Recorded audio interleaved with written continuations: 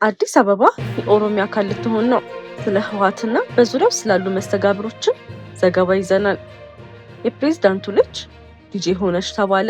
ሱዳን ኢትዮጵያን ስለመቆሳም ሰምተናል። አብራችሁን ቆዩ። ሰላም የተከበራችሁ የሀበሻ ጎልድ ዜና ዩቱብ ቤተሰቦቻችን፣ በዛሬው ስርጭታችን ውስጥ አስደናቂ ክስተቶችን፣ የፖለቲካ፣ የኢኮኖሚ፣ የማህበራዊና ሌሎች ወቅታዊ ጉዳዮችን በዝርዝር ልናቀርብላችሁ ተዘጋጅተናል። እስከ ቪዲዮ መጨረሻ ድረስ ከኛ ጋር አብራችሁ እንድትቆዩ በታላቅ አክብሮት እንጋብዛችኋለን። ከኛ ጋር በመቆየት አንዳችም ጠቃሚ መረጃ እንዳያመልጣችሁ ያድርጉ።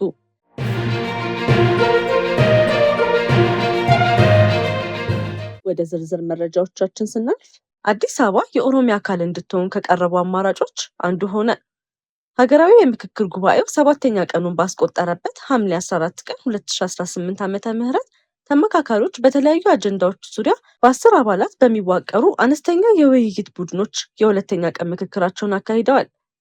በሀገራዊ ምክክር ኮሚሽን ለተመካካሪዎች የቀረበው የሀገራዊ ምክክር አጀንዳዎች የውይይት መሪ ጥያቄዎች ሰነድ መሰረት የአዲስ አበባ ህጋዊ አቋምን በተመለከተ 4 አማራጮች ለውይይት ቀርበዋል። እነዚህ አማራጮች አዲስ አበባ ሲቲ ስቴት ወይም ራስ አገዝ ማድረግ፣ የፌዴራል አካል ማድረግ፣ ራሷን የቻለች ክልል ማድረግ ወይም የኦሮሚያ አካል ማድረግ የሚሉ ናቸው።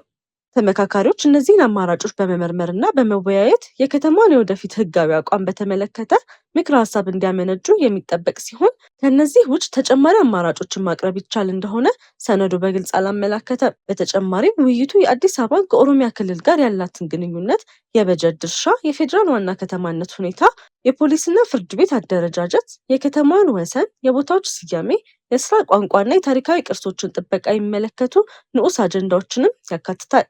ሆኖም አዲስ አበባ በፌዴራል ተቋማትና በፌዴራል ምክር ቤት የሚመሯትን ውክልና የሚመለከቱ ጉዳዮች በንዑስ አጀንዳዎች ውስጥ አልተካተቱም።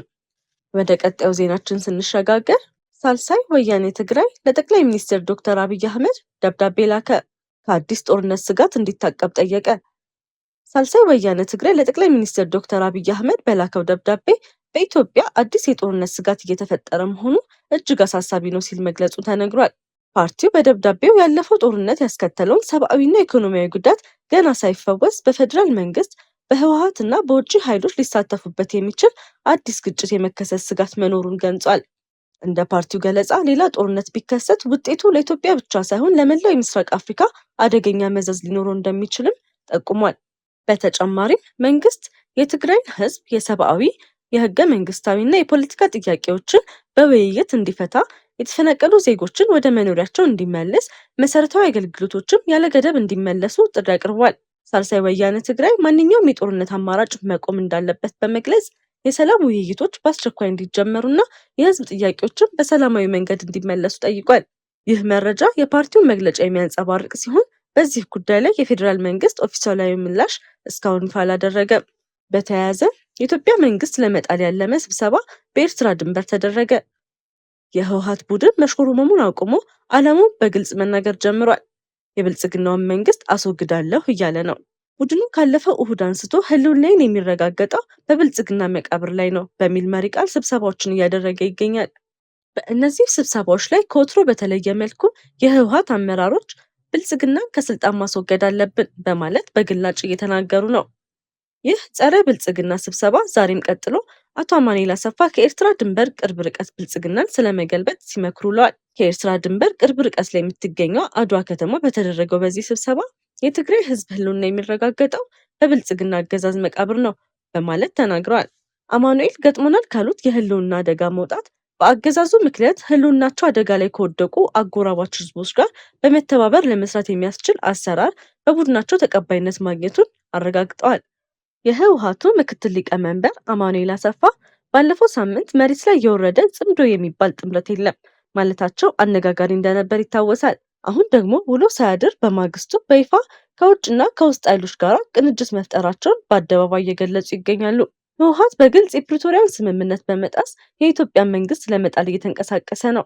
ዓላማው ፕሪቶሪያ ስምምነት እንዲከበር መታገል ሳይሆን መንግስትን መጣል እንደሆነ በይፋ ተናግሯል። ከዚህ ባልተለየ ዜና አማኑኤል አሰፋ የፕሪቶሪያው ስምምነት ተጥሷል ሲሉ መንግስቱን ወቅሰዋል። የትግራይ ጊዜያዊ አስተዳደር ምክትል ፕሬዝዳንትና የህወሓት ምክትል ሊቀመንበር አቶ አማኑኤል አሰፋ በአድዋ ከተማ ከነዋሪዎችና ከምዕራብ ትግራይ ተፈናቃዮች ጋር በተደረገ የውይይት መድረክ ላይ የፌዴራል መንግስት የፕሪቶሪያን ሰላም ስምምነት እየጣሰ ነው ሲሉ ከሰዋል።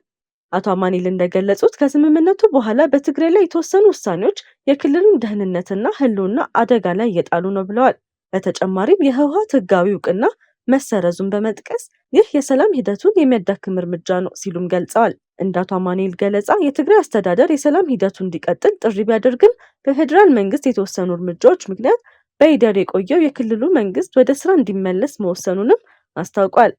በንግግራቸው ወቅት በጀት፣ ደሞዝ፣ የደህንነት ጉዳዮችና የግዛት ጉዳዮችን በማንሳት በትግራይ ህዝብ ላይ ጫና እየተፈጠረ ነው ሲሉም ገልጸዋል። እንዲሁም ከሌሎች አጎራባች ህዝቦች ጋር በመተባበር የጋራ ደህንነትን ለመስራት ዝግጁ መሆናቸውን አስታውቀዋል። እንዲሁም ህወሓት ከፌዴራል መንግስት ጋር ተመሳሳይ የፖለቲካ ስጋት አለባቸው ካላቸው ሌሎች ተቃዋሚ ኃይሎች ጋር ጥምረት መፍጠር አስፈላጊ መሆኑን አውስቷል። ፓርቲው ማክሰኞ ባወጣው ሳምንታዊ መግለጫ በትግራይ ክልል በተካሄዱ የህዝብ ምክክር መድረኮች ላይ ከተመሳሳይ ስጋት የተጋረጠባቸው ኃይሎች ጋር ትብብር ማድረግ የጋራ መግባባት እንደተደረሰበትም አስታውቋል። እንደ መግለጫው ይህ ትብብር የጋራ ፖለቲካዊ ችግሮችን ለመቋቋምና የትግል ሂደቱን ለማጠናከር አስፈላጊ እርምጃ እንደሆነ ተገልጿል። በዚህ ጉዳይ ላይ ከፌዴራል መንግስት ወይም ከተጠቀሱ ሌሎች ተቃዋሚ ኃይሎች የተረጋገጠ ምላሽ በዚህ ወቅት አልተገለጸም። ወደ ውጭ ዜናችን ስናልፍ የፑቲን ድብቅ ልጅ ተብላ የተነገረችው ወጣት በፓሪስ የዲጄ ሙያ ላይ መሰማራቷ ተነገረ። የሩሲያ ፕሬዝዳንት ቭላዲሚር ፑቲን ድብቅ ልጅ እንደሆነች በሰፊው የሚነገርላት እንስት በፈረንሳይ ዋና ከተማ ፓሪስ ከሩሲያ ፖለቲካ ህይወቷ ርቃ አዲስ ኑሮ እየመራች መሆኗ ተዘግቧል። ምንም እንኳን ፕሬዝዳንት ፑቲን ይህን የአባትነት ጥያቄ በይፋ አምነው ባይቀበሉም ጉዳዩ በይፋ ያልተረጋገጠ መሆኑን አስታውቋል። የተለያዩ የምርመራ ዘገባዎችና የሾለኩ ሰነዶች በጉዞ መረጃዎችና ሌሎች ማስረጃዎች ላይ ተመስርተው እሷን ከፑቲን ጋር ያገናኟታል። ይሁን እንጂ እንስቷ እስካሁን ለጉዳዩ ይፋ መግለጫ አልሰጠችም። ሪፖርቶች እንደሚያሳዩት ይህች እንስት በፓሪስ የሥነ ጥበብና የባህል አስተዳደር ትምህርት ከተከታተለች በኋላ በምሽት ክበቦች ውስጥ እንደ ዲጄ በተለያዩ የመድረክ ስሞች በመታየት የሙዚቃ ሙያዋን እያሳደገች ትገኛለች። አባቷ ተብለው የሚገመቱት ፕሬዝዳንት ፑቲን ሩሲያን ከክሬምሊን ሆነው ሲመሩ፣ እሷ ግን ማንነቷን ከህዝብ ዓይን ርቃ በፓሪስ የሥነ ጥበብ የምሽት ህይወት ውስጥ አዲስ ምዕራፍ መክፈቷን የብዙዎችን ትኩረት ስቧል። ፑቲን አባት መሆናቸው እስካሁን በይፋ አልተረጋገጠም። ይህ መረጃ በምርመራ ዘገባዎችና በሚዲያ ሪፖርቶች ላይ የተመሰረተ ነው። በመጨረሻ ሱዳን በከፍተኛ የኤሌክትሪክ መቋረጥ ቀውስ ኢትዮጵያን ተጠያቂ እያደረገች ነው። በሱዳን የተከሰተውን ሰፊ የኤሌክትሪክ ኃይል መቋረጥ ተከትሎ የሱዳን ባለስልጣናት ለቀውሱ ኢትዮጵያን ተጠያቂ ማድረጋቸው ተገለጸ። በሱዳን ትሪቡን የታተመው ዘገባ እንደሚያሳየው በርካታ የሱዳን አካባቢዎችን ያጠቃለለው የኤሌክትሪክ ኃይል መቋረጥ የተከሰተው ከኢትዮጵያ የሚመጣው የኤሌክትሪክ ማስተላለፊያ መስመር በድንገት በመቋረጡና የኃይል ማሰራጫ አውታር መስመሮች ላይ ጉዳት በመድረሱ መሆኑን የሱዳን የኤሌክትሪክ ባለስልጣናት ገልጸዋል። እንደ ሱዳን ወገን ገለጻ ኢትዮጵያ ወደ ሱዳን የምታቀርበውን የኤሌክትሪክ ኃይል መቋረጥ በሀገሪቱ የኃይል መዋቅር ላይ ከፍተኛ ክፍተት ፈጥሯል። ከዚህ ቀደም በጦርነቱ ምክንያት ጉዳት የደረሰበት የሱዳን የኤሌክትሪክ ግሪድን በዚህ ሁኔታ የበለጠ መዳከሙን ገልጸዋል። ባለስልጣናቱ የኤሌክትሪክ አቅርቦቱ በድንገት መቋረጡ በሆስፒታሎች፣ በውሃ አቅርቦት፣ በንግድ ተቋማትና በህዝብ የዕለት ተዕለት ኑሮ ላይ ከባድ ተጽዕኖ ማሳደሩን በመግለጽ ለተፈጠረው ቀውስ ኢትዮጵያ ዋና ተጠያቂ ናት ሲሉ ውንጀላ አቅርበዋል። እስካሁን ድረስ ግን የኢትዮጵያ መንግስት ወይም የኢትዮጵያ ኤሌክትሪክ በጉዳዩ ላይ ይፋዊ መግለጫ አልሰጡም። ወደ ቢዝነስ ዘገባችን ስናልፍ የዓለም የወርቅ ገበያ በአዲስ አቅጣጫ ሄዷል። ባለሀብቶች በቅርበት እየተከታተሉት ነው።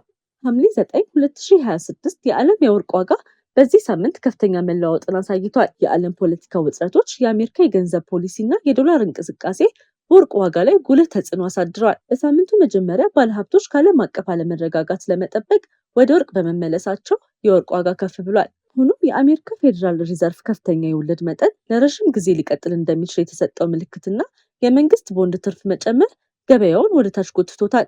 የወርቅ ዋጋን ከፍ ያደረጉ ምክንያቶች በመካከለኛው ምስራቅ የተባባሰ የፖለቲካ ውጥረት፣ የአሜሪካ ዶላር መዳከም፣ ባለሀብቶች ወደ ደህንነት የሚጠበቅ ንብረት መሸሻቸው፣ የማዕከላዊ ባንክ ቀጣይ የወርቅ ግዢ ናቸው። የወርቅ ዋጋን ዝቅ ያደረጉ ምክንያቶችን ስንመለከት ከፍተኛ የወለድ መጠን ይቀጥላል የሚለው ግምት፣ የመንግስት ቦንድ ትርፍ መጨመር፣ ባለሀብቶች ያገኙትን ትርፍ ለማስጠበቅ የፈጸሙት ሽያጭ ናቸው። የዛሬውን የገበያ ሁኔታ ስንመለከት በዓለም ገበያ የ21 ካራት ወርቅ ዋጋ በ1 ግራም 131 የአሜሪካ ዶላር ከ78 ሳንቲም ደርሷል። የገበያ ተንታኞች በቀጣዮቹ ሳምንታት የፌዴራል ሪዘርቭ ውሳኔዎች የዶላር እንቅስቃሴና የዓለም ፖለቲካ ሁኔታ የወርቅን ዋጋን የሚወስኑ ዋና ምክንያቶች እንደሚሆኑ ይገልጻሉ። የዛሬው የዜናችን ስፖንሰር ሀበሻ ጎልድ ነው። ወርቅ ጥራት ነው፣ ጥራት ደግሞ እምነት ነው። እውነተኛ ንጹህና ከፍተኛ ጥራት ያለው 21 ካራት ወርቅ ጌጣጌጥ ከፈለጉ ሀበሻ ጎልድ ትክክለኛ ምርጫው ነው። በኒውዮርክ የሚገኘው ሀበሻ ጎልድ በእጅ የተሰሩ ከፍተኛ ጥራት ያላቸው 21 ካራት የወርቅ ጌጣጌጦችን ለሰርግ፣ ለስጦታ፣ ለቤተሰብና ለዕለታዊ አጠቃቀም ያቀርባል። ተመጣጣኝ ዋጋ፣ የተረጋገጠ ጥራት፣ ፈጣን አገልግሎት፣ የደንበኞች እምነት። ዛሬውኑ ከታች ባስቀመጥንላችሁ ስልክ ይደውሉ ወይም በዋትሳፕ ያነጋግሩን። ሀበሻ ጎልድ፣ የሚታመን ጥራት፣ ዘላቂ ውበት። የተወደዳችሁ የሀበሻ ጎልድ ዜና ዩቱብ ቤተሰቦቻችን ለዛሬ ያዘጋጀናቸው ትኩስ አስፈላጊና ሰበር መረጃዎቻችን እስከዚህ ድረስ ነበሩ። ጊዜያችሁን ሰጥታችሁ ከኛ ጋር ስለነበራችሁ ከልብ እናመሰግናለን። ሁልጊዜ ፈጣን፣ ትክክለኛ፣ የተረጋገጠና ሚዛናዊ ዜና እንዲደርሳችሁ በየቀኑ በትጋት እየሰራ እንገኛለን። በኢትዮጵያና በዓለም ዙሪያ የሚከሰቱ ወቅታዊ ክስተቶችን፣ የፖለቲካ፣ የኢኮኖሚ፣ የማህበራዊና ሌሎች ወቅታዊ ጉዳዮችን በፍጥነትና በአስተማማኝ ሁኔታ ለእናንተ ለማድረስ ቁርጠኞች ነን። ከኛ ጋር ገና ካልተቀላቀላችሁ የሀበሻ ጎልድ ዜና ዩቱብ ቻናልን ሰብስክራይብ በማድረግ ቤተሰባችን ይሁኑ። እንዲሁም የደወል ምልክቱን በመንካት ማንኛውም አዲስ ዜናና ሰበር መረጃ በታተመ ቅጽበት እንዲደርሳችሁ ያድርጉ። ቪዲዮን ላይክ በማድረግ አስተያየታችሁን በመጻፍና ለወዳጆቻችሁ በማጋራት የምታደርጉልን ድጋፍ ለእኛ ትልቅ ብርታት አለው። ስለምትከታተሉንና ስለምትተማመኑብን ከልብ እናመሰግናለን። ሀበሻ ጎልድ ዜና፣ ፈጣን፣ ተአማኒና የተረጋገጠ መረጃ የሚገኝበት አድራሻ። እስከምንገናኝ ድረስ ሰላምና ጤና ከእናንተ ጋር ይሁን።